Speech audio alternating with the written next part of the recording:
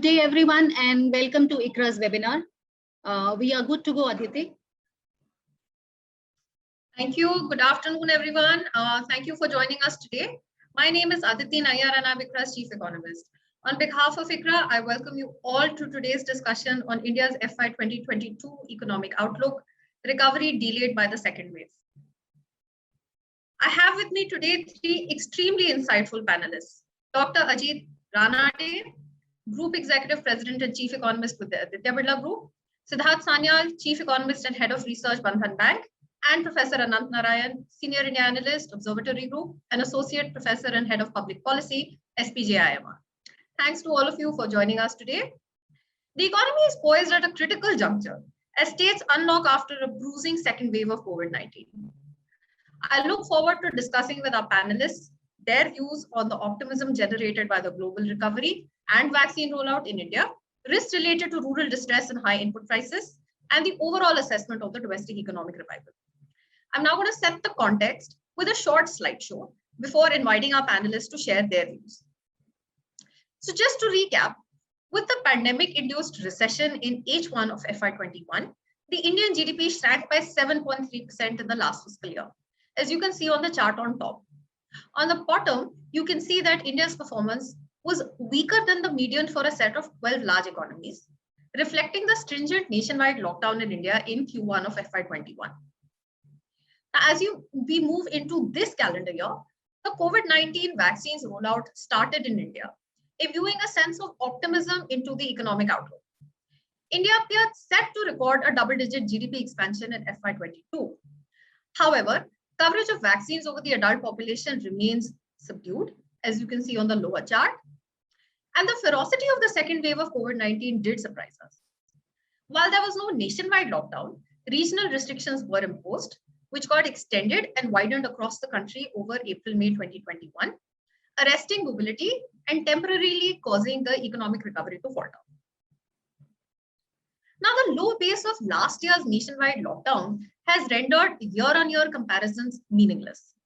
Therefore, we have compared the performance of various high-frequency indicators in April-May 2021 with the pre-COVID levels, which is April-May 2019. What you can see over here is that 8 of the 11 indicators that we have on the chart actually recorded weaker volume performance in April-May 2021 relative to April-May 2019. This includes obvious big ticket items like auto production and vehicle registrations, as well as contact intensive services such as air travel. However, port cargo traffic, rail freight, and the value of non-oil exports were resilient in this period, recording a growth over the pre-COVID levels. Now, the new daily COVID-19 infections have eased substantially in many states, allowing the commencement of a gradual unlocking across the country. And in line with that, you can see on the chart on the right that mobility for all categories other than residential had already started picking up toward the end of May 2021 itself. As the staggered unlocking continues over June-July 2021, we expect high-frequency indicators to display an improved momentum. So far, we have data for the first half of June, and it's somewhat mixed. On the positive side, the daily average GST e-way bills generated have improved to 1.6 million in the first 30 days of June from 1.3 million in the previous month. And this is the daily average. And this is the chart that you have on the top left. On the top right, what you can see is the year-on-year growth in electricity generation. This rose to 8.8% in 16 days of June from 7.3% in May 2021. Now, this is very meaningful, as not only is the base more normal in June, but the monsoon volume has also been somewhat higher in 2021 so far relative to 2020. On the bottom left chart, we have the vehicle registrations for June so far. These are nearly as high as the entire month of May 2021, but they're only around 51% of the level in June 2020, suggesting that the boost from pent-up demand may be limited this time around. And as per data compiled by the state refiners, petrol and diesel sales fell by 3.5% and 7.5% respectively in the first half of June relative to the same period last year, as you can see on the bottom right chart. So far, the trend is somewhat mixed. Now, over the next few slides, I'm going to briefly cover the factors that we believe will drive aggregate demand over the remainder of FY22. And I'm going to start with the rural economy. So what you can see over here is that both rural unemployment on the left and demand for work under NREGA on the right did go up in April-May 2021 as compared to the fourth quarter of last year. But both remained much lower than the year-ago period. And this suggests that the disruption caused by the second surge of COVID-19 is relatively less than in 2020.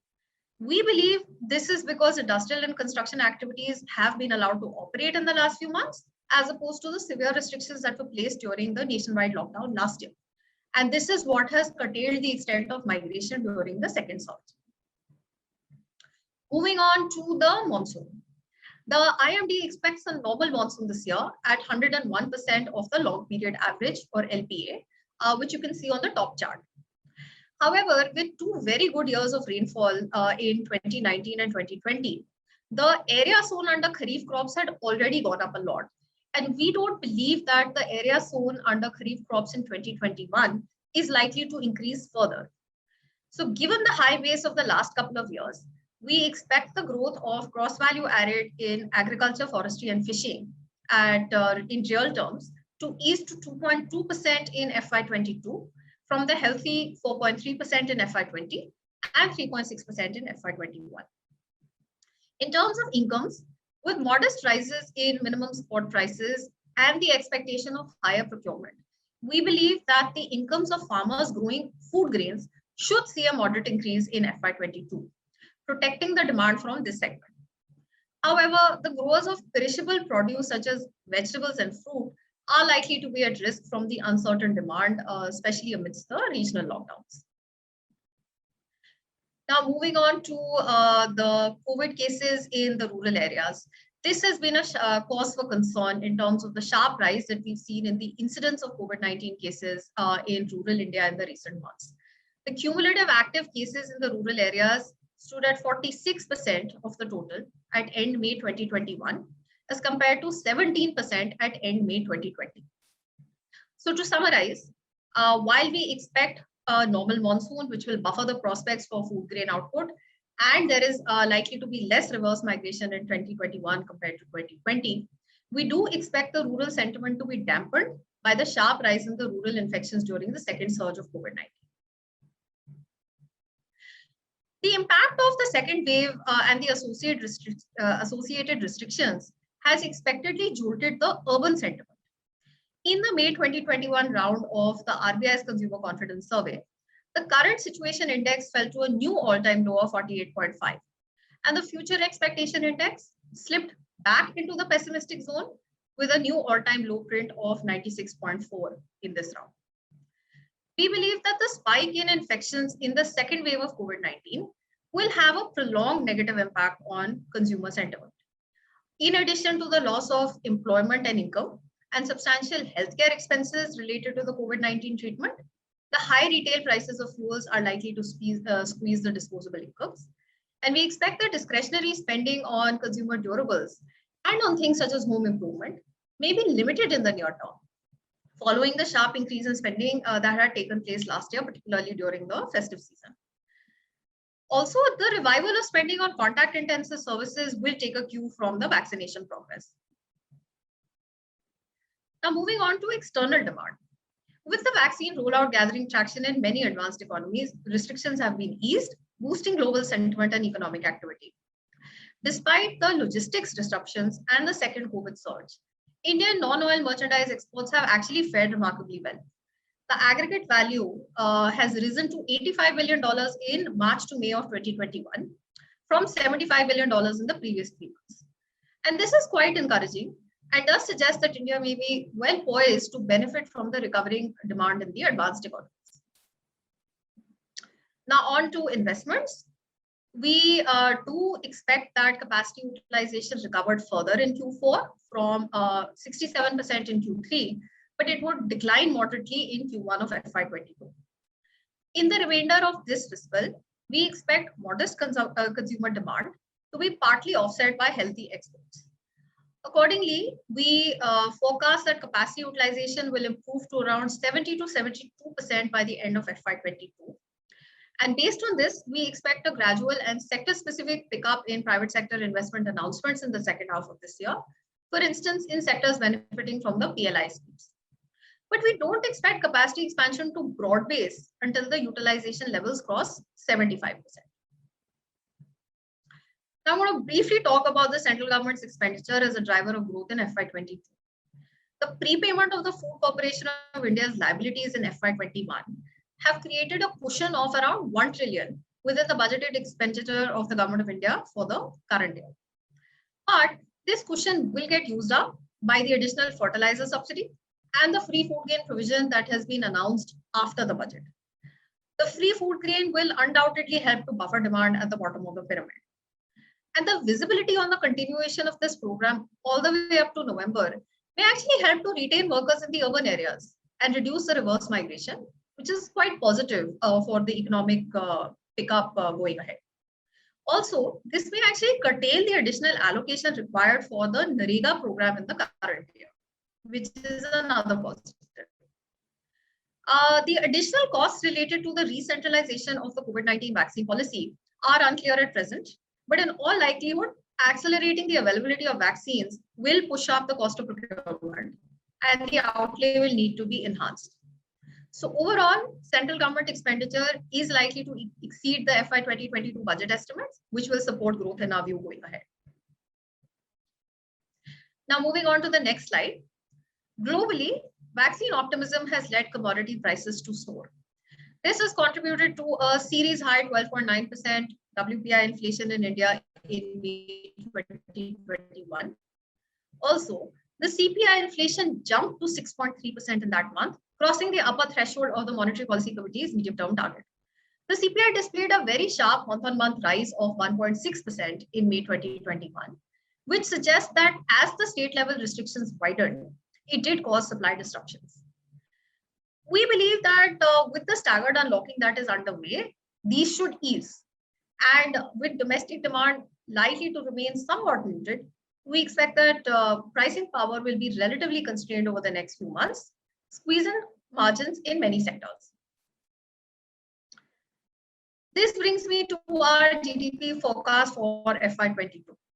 Given our expectations for domestic and external demand, investment and government spending, our baseline forecast is that in real terms, Indian GDP will expand by 8.5% in FY22, as you can see on the chart on the left. This will result in the FY22 GDP being mildly higher than FY20, as you can see on the chart on the right. However, if vaccine coverage is accelerated following the re-centralized procurement policy, the GDP expansion in FY22 may be as high as 9.5%, with a sharper back-ended pickup in contact-intensive services in particular. Our upside scenario of 9.5% growth is the same as the Monetary Policy Committee's baseline GDP forecast for FY22. But we believe that if GDP does grow by as much as 9.5%, pricing power will revive, resulting in a CPI inflation which is much higher than the MPC's forecast of an average 5.1% for FY20. In our view, the MPC will demonstrate a high tolerance, even if the average CPI inflation ranges between 5.5% to 6% in FY22, given the lingering uncertainties regarding the growth outlook. But if the next couple of CPI inflation prints suggest that inflation is getting entrenched around the 6% upper threshold, then a rate hike and stance change could get upfronted to Q3 of FY22. Now, this brings me to the end of my slides and to my first polling question of the day. I request you to please pull up the first poll. The question is, how optimistic are you on the fact that rising vaccine coverage will materially improve your business's prospects within FY22? I'll give you a minute to respond to that question. In the meantime, I'm going to introduce our first panelist, Dr. Ajit Ranade, Group Executive President and Chief Economist with the Aditya Birla Group, an Indian multinational with operations in more than 40 countries. He is a member of the Apex Committees of CII and FICCI. He chairs the Research Advisory Panel of the Indian Institute of Banking and Finance and he's a member of the Governing Council of CAFRAL, a research institute of the RBI. He's also a board member of Gokhale Institute of Politics and Economics and a member of the Academic Council of Meghnad Desai Academy of Economics. Thank you so much, Dr. Ranade, for joining us today. Let me see if I have the result of my first poll before I ask you to take over. Yes, so we have a very interesting poll result. 60% of our audience is optimistic on the rising vaccine coverage.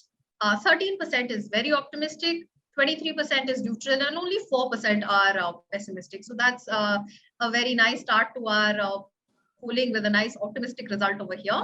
And when we had done this poll on social media over the last week, in fact, 8% of respondents were pessimistic and almost 80% were optimistic or very optimistic.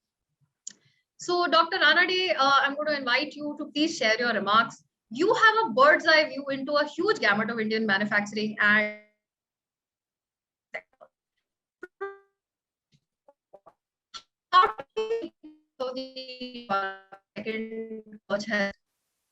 cost started biting corporates.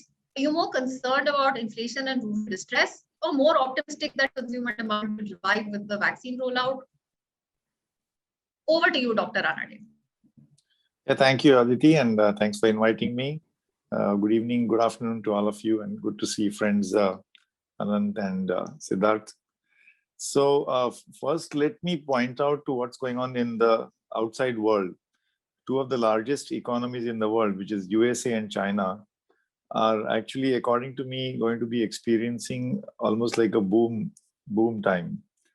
I'm told that in the US, even as we speak right now, something like 8 or 9 million job vacancies are not getting filled because they can't find people, shortage.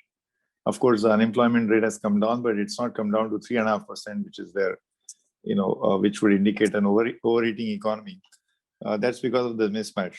But the point is that between the US and China, I think the global growth, according to me, will be something like 5%. Together, these two economies are $35 trillion. And a $35 trillion economy growing at 5% is like India growing at 50% GDP growth, just to give you the scale.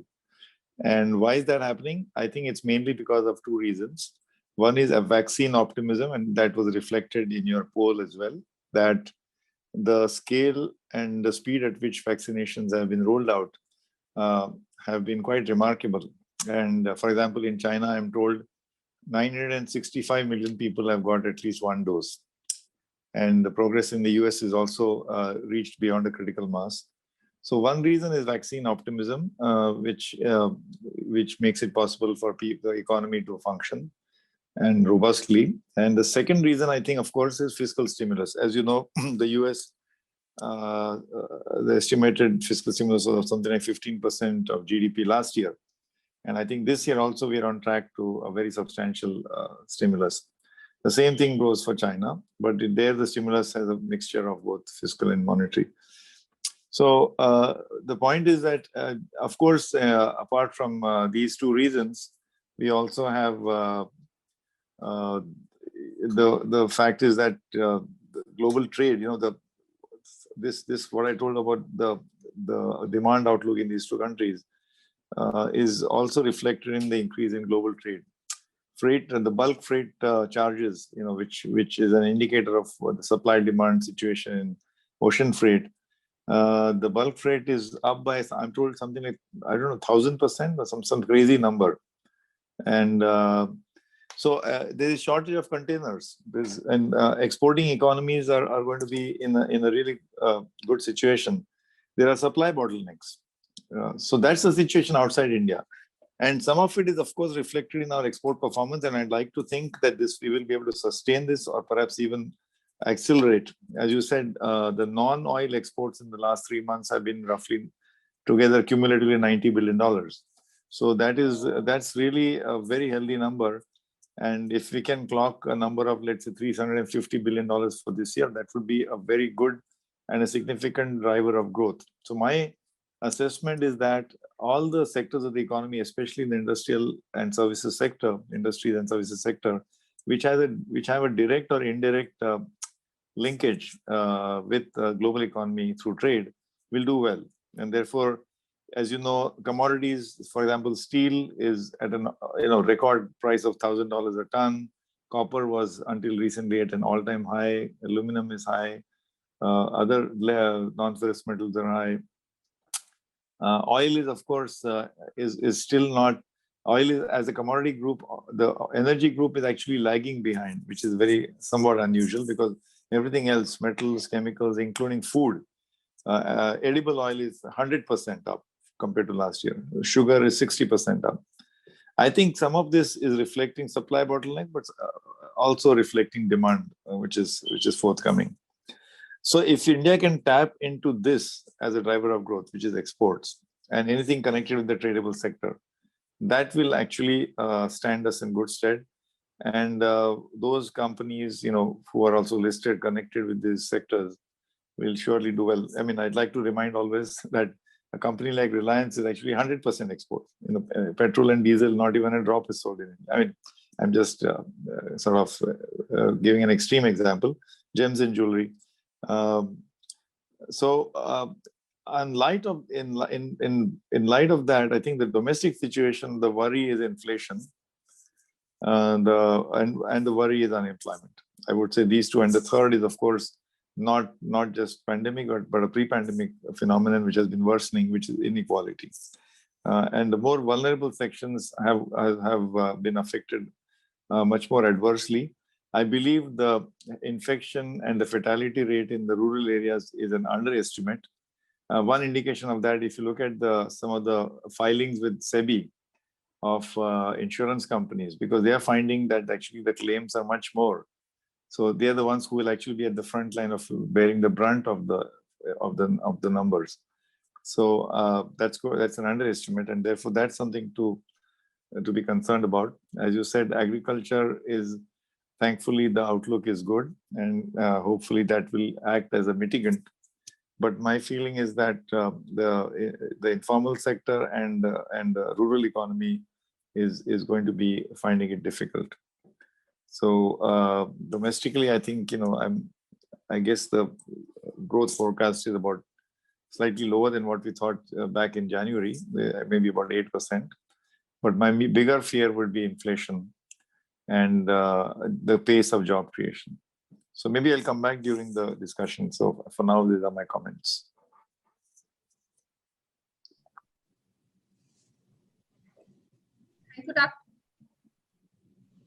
Thank you, Dr. Ranade, for your opening comments. I'm actually going to go into our second poll now.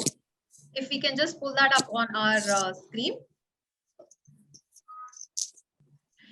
Dr. Ranade, you have pointed to a couple of more risks in addition to the inflation that I highlighted, as well as the rural situation. And it's very interesting that you actually pointed toward unemployment and inequality as well.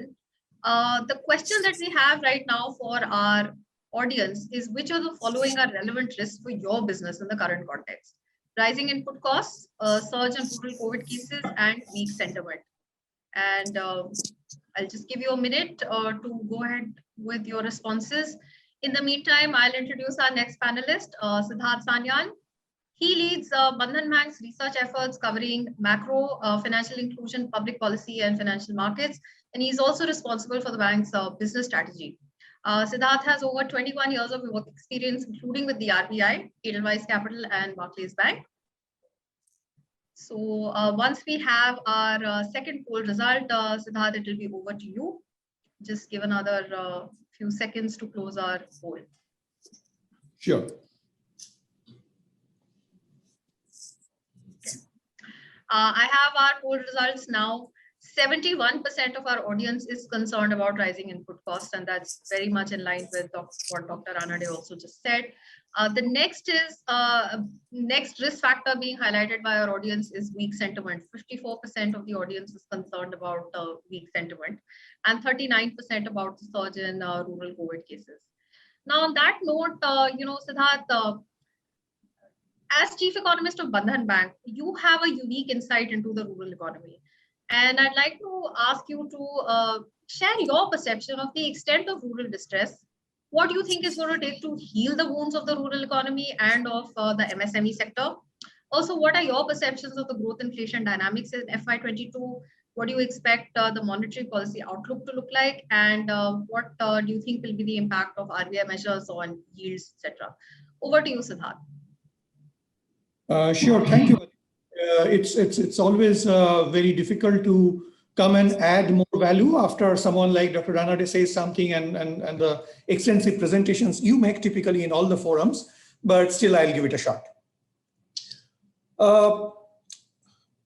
It was really heartening to hear some of the indicators that is showing the recovery turnaround in the economy, particularly some of the numbers and trends Dr. Ranade highlighted in case of the potential that some of the segments which are linked to the global growth are enjoying at the moment. And we are seeing that in terms of how some of the segment more formal sectors are doing, how the export linked sectors are doing, they're doing relatively better. Some of the metal prices, etc., is a very strong indication of how some of the sectors are actually enjoying the strong economic momentum in some of the other large economies in the world at this moment. But if I stay aside from that mega trend and come back to some of the other segments, which we haven't discussed so much as of now, I think I tend to feel that the picture may not really appear that bright at this moment. Last several years, often we have discussed that in case of India, it's quite a cliche, more than a cliche, that we have always said that Bharat is doing a lot, adding a lot of resilience to the Indian growth story, or consumption is really the backbone of the growth story. Now, all these things, some of these things are actually coming back to can potentially haunt us for a while. You mentioned that the rural infection share today is around 46% compared to just about 17% about a year back.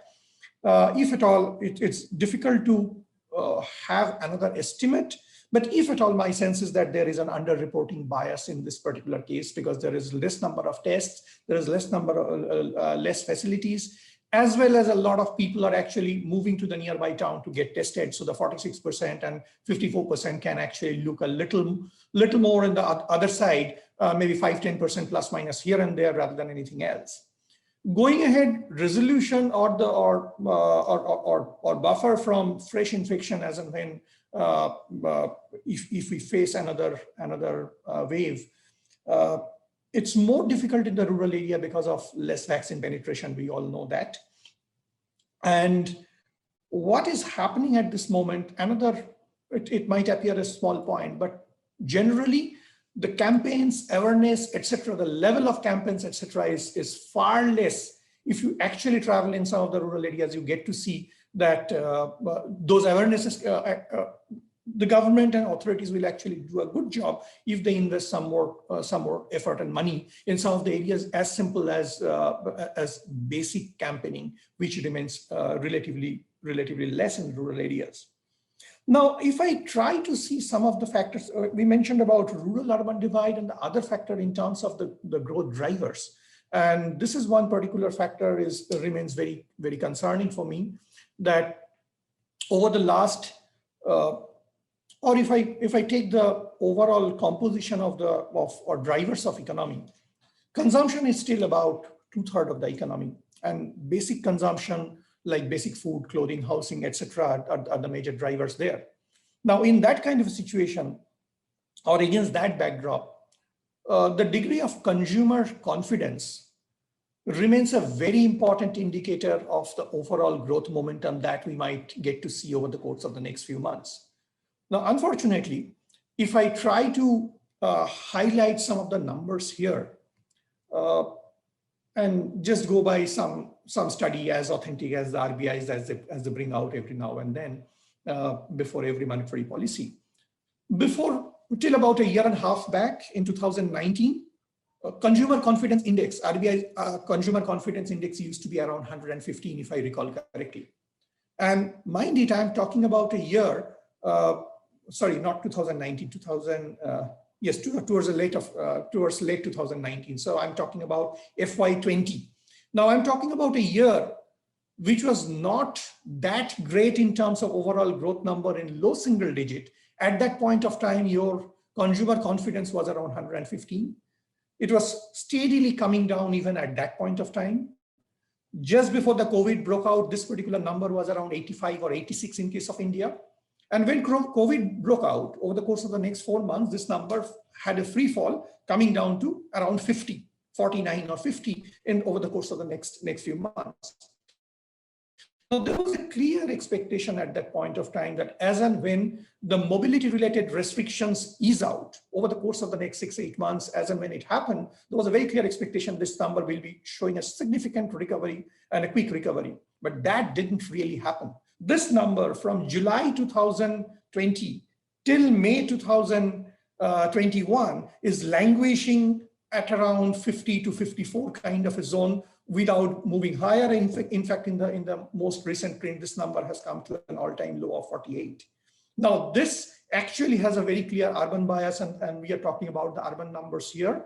And some of the studies that informally that we have carried out at this moment, we have seen that at this moment, the feeling of the pressure in case of rural India, in case of the so-called more vulnerable and less affluent people, has been significantly more compared to what we had been witnessing about 6 to 8 months back. Now, these studies, some of the studies, they are more dipstick in nature. It's very difficult to pinpoint a clear number here, but very clearly the percentage point wise, there is a 10 to 15 percentage point kind of a shift, though on a small sample and on a dipstick kind of a survey. I must add that disclaimer. Often we are seeing that kind of a shift in terms of fortunes for rural India. And a lot of people are thinking that, well, we are habituated with dealing with, one-time crisis every now and then, because we deal with natural calamities very often. A lot of people in these areas will tell you that we often are subject to drought and flood and cyclone and all these things. But when it happens 2 consecutive years, the impact is that it's not, in that case, 2 plus 2 is not 4. Unfortunately, 2 plus 2 is much more than 4 in that kind of a situation, because the broad supporting mechanism starts to crumble. So as such, what I'm trying to flag, that the consumer confidence indices, which we were discussing about, which I clearly think there is in the methodology, there is a very clear urban bias in that particular construct. There we have seen no recovery in this particular segment. Very clearly, if we can include the rural area a lot more, clearly we'll be seeing a very similar trend, if not a more stronger trend in that particular area. The other point of optimism which comes from the global side often impacts commodity prices, which we get to see now. And rural India in many cases is a bit of a price taker, though we understand that there is an element of agricultural price going up also a bit, but at the same time, not very sure in the difficulties, with all the difficulties in terms of logistics, how much they will be able to, at the grassroots level, how much people will be able to benefit from there, or there is still some sizable middlemen will still corner the benefits. So those fears remain. So fears remain more in case of in case of rural India at this moment, compared to where we stood very clearly about 6 to 8 months back or last summer. You mentioned about the monsoon prospects, and you didn't appear to be very positive about that. That is only one area where we are slightly more positive, because we are seeing that people are banking on the information to some extent, that not only the overall monsoon seasons forecasts are good, people are, at least in terms of the temporal distribution, some of the forecasts are talking about that all the months individually can actually see normal rainfall, which is relatively less frequent in our case. So if that really happens, that is one point of optimism at this moment. But otherwise, I tend to think that the concerns and fears are more in this particular segment, and is not a great recipe for a quick turnaround in a country like ours, where consumption and base level consumption is the big driver. So overall, our growth number is more in the zone of a very conservative number, about 7.5 to 8% kind of growth number we do talk about. Inflation, CPI inflation is much more difficult to pinpoint at this juncture, but the RBI's number of 5.1% looks very, very conservative to us, and we do feel that the upside risks are quite significant compared to that particular number. I'll stop here. I think I sombered the mood more than what I would love to do, but we stop here and try to see what is there from Anant and from the audience. Thank you, Siddharth, for those remarks. I think that was a lot of insight that you brought to us, especially from the surveys that you're conducting yourself. And I agree with you. The RBI Consumer Confidence Survey is actually conducted in 13 cities. So it is by nature an urban construct, as you pointed out. And so thank you for bringing to us your studies. And, in terms of monsoon, I think I take your point that at least having a reasonably normal distribution of monsoon is something which is very important as well. Now, I'm going to pull up our third poll very quickly. If we can just get that up on the screen. So the question is, given the learnings of the last 15 months, will the Indian corporates prove resilient to a third wave? And as our audience is putting in their responses, I'm going to take the opportunity to introduce Professor Anant Narayan. Professor Narayan is Senior India Analyst, Observatory Group, and Associate Professor and Head of Public Policy at SPJIMR. He is currently an additional director nominated by the RBI on the board of Yes Bank and an independent director on boards of many corporates. He's a member of SEBI's Mutual Fund Advisory Committee, RBI's Financial Markets Consultative Committee, FICCI's Capital Market Committee, etc. And he's more than 24 years of experience in the banking and financial markets space, and he's worked with Standard Chartered Bank, Deutsche Bank, and Citibank in the past. Thank you for joining us, Professor Narayan. We'll just give another 15 seconds to close our poll, and then we'll move on to your remarks.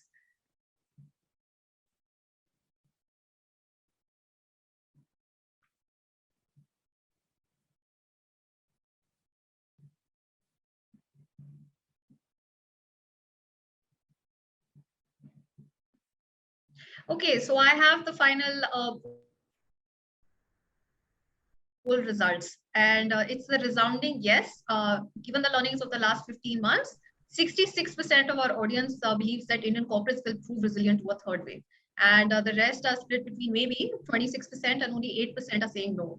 And I just wanted to share, in fact, we ran a similar poll on social media over the last week. The question there was whether the Indian economy will be resilient to a third wave. And 55% had said yes, and the rest was split between maybe and no. So I have to say that our audience today is definitely more positive than the responses that we got on social media.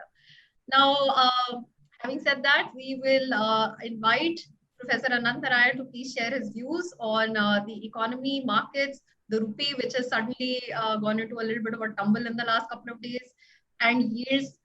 Given your perception of the growth inflation dynamics, do you think that the current interest rate structure is sustainable going forward? When do you think liquidity and rate normalization will be undertaken by the RBI? And are there any other risks to financial stability that you are concerned about? Over to you, Anant. Thanks a lot, and thanks a lot for having me. Excellent presentation, Aditi, as ever. My request is please share your slides separately. I was trying to take copious notes. I failed in between, so I would love to see your slides. And superb remarks from Ajit and Siddharth. Always learn a lot listening to you guys. So fantastic to see you all together. So I'm going to deviate from the syllabus, Aditi. Given what I've heard from you and Ajit and Siddharth, I'm going to sort of try and put things together the way I see it. I want to point out to a couple of broad issues that policymakers are facing up to right now. And then as an armchair professor who has nothing better to do, maybe give a prognosis on what could be the way forward, including for things like monetary policy. The first issue I want to bring out, which your presentation brought out nicely, Aditi, whether we like it or not, we are currently in the midst of a 2-year stagflation seen over a 2-year period, right? Even by your prognosis, for the first half of this year, our GDP is going to be lower than what it was 2 years ago. And currently, our annual CPI growth over the last 2 years is 6.3% year on year. So we are in the midst of a stagflation. Now, the reason I mentioned that stagflation is not a word we like to mention, right? We try and avoid that word. But the reason I want to mention that is it's not an easy context for any policymaker, either on the fiscal side or on the monetary side. It's a very, very tough, you wouldn't wish it on your worst enemy. So that's point number one. The second paradox I want to point out to is a very resilient formal sector and a very weak informal sector. Something that Ajit, I think, brought out very well is, I just want to emphasize that part. There are results of over 1,500 companies of PSE available right now, okay, for the full year of FY21 till March. They show that sales are down year on year by about 6%, but profits are up by 37%, right? The 2-year compounded annual growth rate in the earnings of the Nifty 50 companies is close to 15%. We've not seen this kind of 2-year growth since 2008. Yeah. So this is actually a brilliant time for corporates, which doesn't make sense, but that's reality. Now, CMI, likewise looks at some 3,300 odd companies, and they have data till December. Again, their profits are up by something like close to 40% until December. Sales are down by double digits, but profits are up by 40%. Look at GST numbers, Aditi. Till April, which was for the month of March, they were growing at record numbers, again indicating that the formal economy was doing pretty well. Some of it was imports, but nevertheless, even outside of imports, there was a lot of strength. 1.41 lakh crores is not a number I would have imagined. So all these tell you there is a big part of the economy which is doing extremely well, and that's the reality. Okay. Now let's come to the other side of the story, and this is where the CMI data comes in, and throws a lot of negative light on the whole thing. Few takeaways from what I've seen and you quoted CMI data as well, Aditi. And it's a 5-year phenomenon. It's not something which has happened 1 year or 2 years. Okay, between 2016 and 2019, we lost something like 14 million jobs, 1.4 crore jobs across industry and services.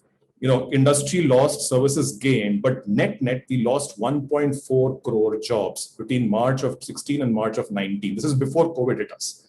As of March 21, we've lost 2.4 crore jobs. Okay, and this is before the second wave set in. These are terrible, terrible numbers. You would have seen the Azim Premji, State of Working India report, right? For 2020, it suggests that total earnings, average earnings for workers in this country across all classes was down by 17%. It suggests that poverty rates have gone up in rural India by 15%, in urban India by 20 percentage points. These are again terrible, terrible numbers. So the informal sector seems to be really, really struggling as much as the formal sector bottom lines are doing extremely well. And this is a paradox that we are living with. And it's a very, very difficult situation for policymakers to handle. And Ajit talked about inequity. It's absolutely true. You can see inequity in front of you. Now, here's the question: which is bigger? Is the informal sector bigger? Is the formal sector bigger? Which will therefore dominate? And there's a lot of question mark about this. Everybody has their own way of looking at it. My own sense from what I can see, up to 45% of the economy is under a bit of a cloud. As in, the numbers that we get for about 45% of the economy is under a cloud.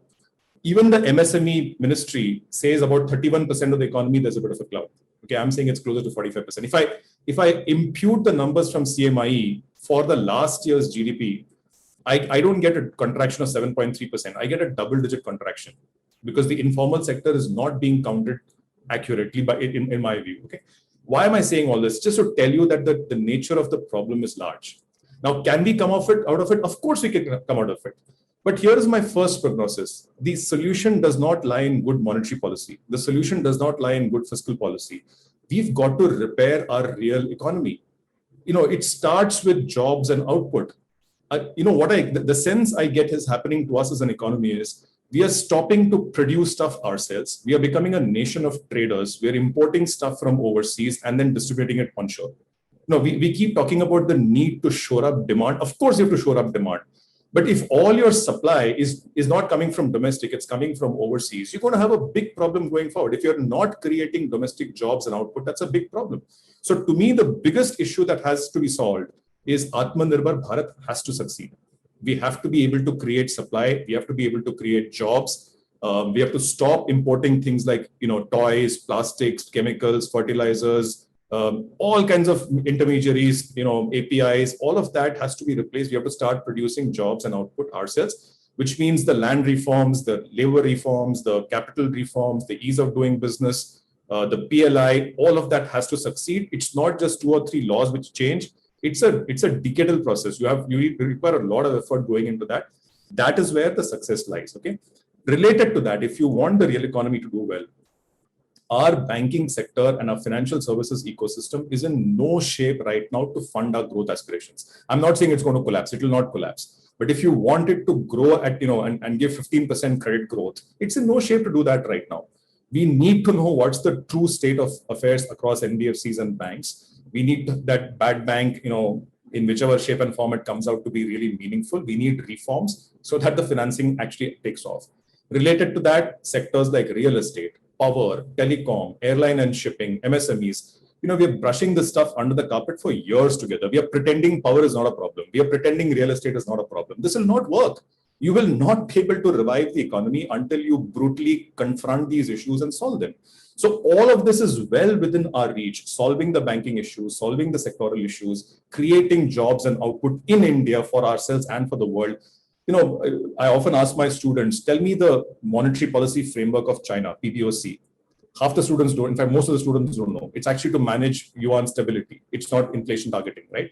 It doesn't matter because China did not become big because of a fantastic monetary policy. It became big because they created jobs and output. That allows them to fudge everything else, the data on banks, the data on everything else, because they created jobs and output. That's what we need as well. Last bit on monetary policy, since you asked. As I said, it's not the primary issue. The primary issue is jobs and output. Everything else will fall in place. Having said that, one thing about monetary policy I want to mention very quickly. Inflation expectations as per the RBI survey for 3 months forward was 11.4% mean in the last survey, right?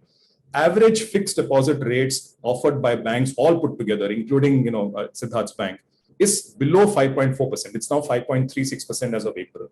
The difference between expected inflation and your fixed deposit rates is over 6%. I've not seen this high ever. Okay. We are actually having such large, what we call negative real perceived interest rates, right? We are pushing ourselves into a bit of a financial stability mess on that token. Why do you see so much of Robinhood money going into equity markets? Because you and I have no other place to put money in. We have to put money in either Bitcoin or gold or stock markets to get some kind of meaningful return. Fixed deposits are giving you nothing. The chance of imports of gold going up is pretty high as well. So while everybody is clamoring for lower interest rates, it's almost a mantra, we need lower interest rates to grow. There is no investment happening. Who the hell is borrowing? Ajit is not borrowing right now to create new capacity. If nobody is borrowing, only government is borrowing, let them pay a fair price and avoid this financial stability issues to come up. Last bit on the short end rates, there will be a clamor now for normalization of interest rates, monetary policy. Given the fact that inflation, as you all said, is looking like a problem, it is definitely a problem. But I would love to see a debate where we think about inflation and interest rate correlation a lot more. It's not a Pavlovian response that short-term rates have to go up to tackle inflation. Only when you have very, very high credit offtake and you're creating money which is creating demand, you use monetary policy tools like squeezing out liquidity and short-term interest rates. This is not a situation where you have high credit offtake. So let's not use an automatic response that we have to hike short-term interest rates. In fact, I would argue a steep curve works very well. Keep short-term rates until the global rates are low, but keep your 10-year rate at 6.5%, 7% so that savers get something and remove this need for financial instability issues to come up. So lots of issues. We are in the midst of a bit of a stagflation, which is unfortunate. There is this big divide between formal and informal, which is a problem. The size of the informal problem is big. Let's face up to it. Solutions exist, but they exist in the real economy. Finally, things like monetary policy, fiscal policy are frankly peripheral if we solve the real economy, but they require a decent debate besides just automatic Pavlovian responses here. I'll stop there. Thanks, Anand. That was really comprehensive, and I'm glad you went off script and gave us your very impassioned views. Very interesting. You use the big word stagflation. I've been shying away from it the last couple of days, And I like what you said, Atmanirbhar Bharat has to succeed. Absolutely agree with you over there. I'll just pick up on one point. So according to you, the 10-year rate is under sort of squeezed down by 50 to 100 basis points. I think that's what effectively you mean by saying that let the government pay a fair 6.5% to 7% for the 10-year. And I thought that was just something that I wanted to flag. But thank you so much to all three of you for your very enlightening remarks and for setting the context for our question and answer session evening, and for all the questions that you put up in the question queue. See you next time. Thanks a lot.